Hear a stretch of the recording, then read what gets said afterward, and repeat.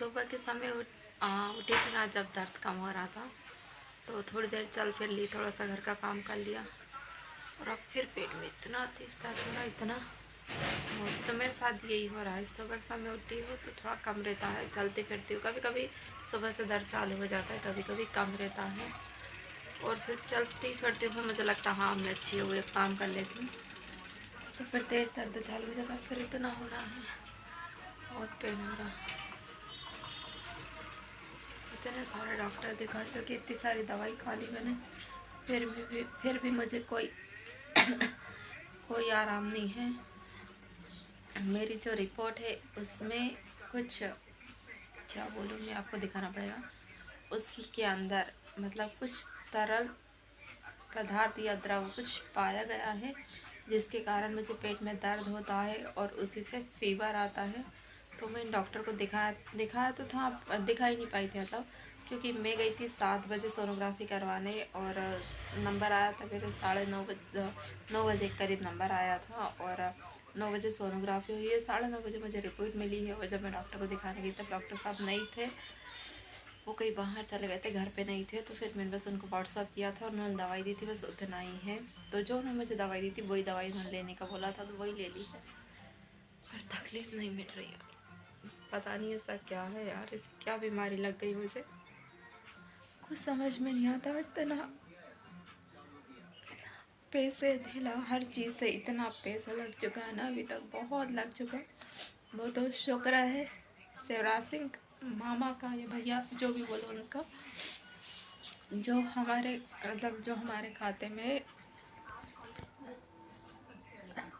लाडली बहना के पैसे डाल रहे हैं, तो उन पैसों से मेरा ट्रीटमेंट चल रहा है। वही पैसे निकाल निकाल के मैं अपना ट्रीटमेंट करवा ली, क्योंकि आप लोग भी समझ सकते हो मिडिल क्लास फैमिली वालों के लिए इतना पॉसिबल नहीं होता है कि हम लोग मतलब क्या करेंगे। अगर 7 या 8 हज़ार हमारी पेमेंट है, इतनी ही है, 8 हज़ार समझ लो, इतनी हमारी पेमेंट है, इतने में हम घर चलाएंगे, बच्चे को पढ़ाएंगे, बच्चे की व्यवस्था करेंगे या अपना खुद का करेंगे, तो इतना नहीं हो पाता है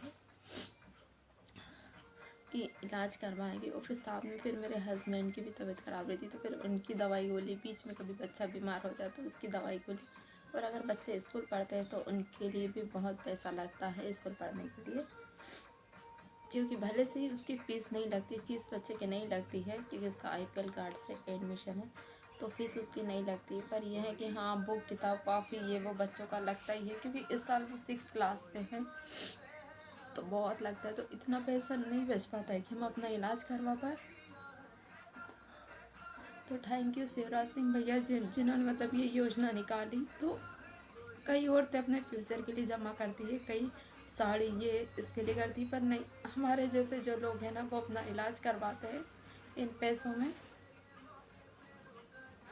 तो मैं वही पैसे निकाल निकाल के अपना ट्रीटमेंट करवा रही हूँ, पर तकलीफ़ है तो मेरी ये मिट ही नहीं रही, और ये मुझे बहुत दिनों से है।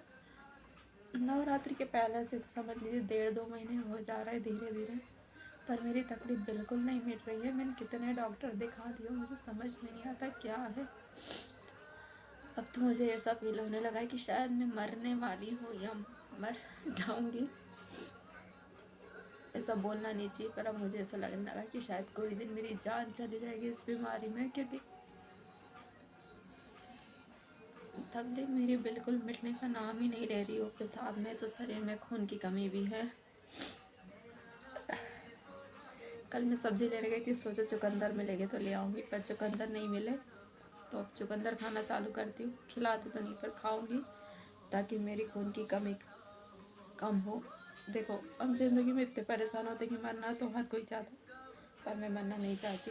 क्यों? क्योंकि मेरा बच्चा है, एक ही बच्चा है, तो अगर मैं मर गई तो उसका क्या होगा।